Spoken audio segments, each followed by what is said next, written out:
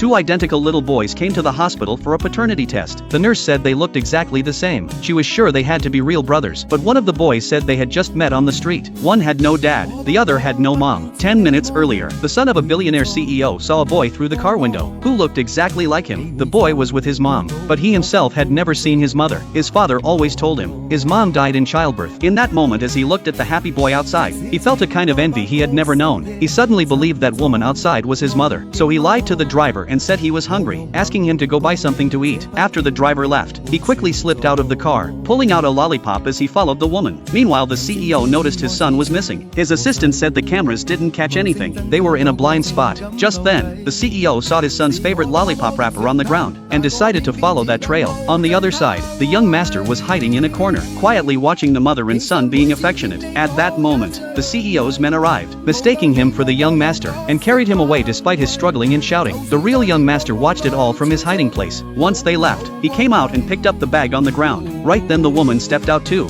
and wanted to take him home. The young master had longed for a mother's love, so he didn't explain and just went with her. On the other side, the mistaken boy was brought to the CEO's house. The butler feared he might run again, so he picked him up and held him tight. But the boy kept struggling, insisting he wasn't their young master. But the butler just thought he was being naughty, and didn't listen at all. Until they entered the living room, the boy saw the CEO, and noticed they looked somewhat alike. He pointed at him without thinking, but was scolded for being rude. The boy got angry, and demanded to know why they kidnapped him. He even threatened to call the police and report them for child trafficking. Just as the CEO was about to explode, the butler quickly covered the boy's mouth. But it was useless. The boy was locked in a room. There he accidentally saw a photo, and the boy in the photo looked exactly like him. The clever boy instantly realized they got the wrong person. Meanwhile, the real young master was sitting at the dining table, eating happily, enjoying the warmth from the woman. At the same time, the boy locked in the room was thinking of a way to escape. He started running around to raise his body temperature, until he was sweating all over. Then he made noise on purpose, drawing the butler into the room. Thinking the boy had a high fever, he quickly carried him out and arranged a ride to the hospital. Once at the hospital, the boy seized the chance and asked the nurse for help, saying the bodyguards and the butler were traffickers. The doctor and nurse were shocked, and immediately called security to detain everyone. The director rushed over, but the nurse told him it was a trafficking case. The director quickly corrected her, saying they were the CEO's bodyguards, and this was the CEO's son. Back at the CEO's house, the butler found the room empty. The boy had escaped through another door in the exam room. He ran home as fast as he could, but the scene before him left him stunned. He saw a boy who looked exactly like him, sitting in his own home.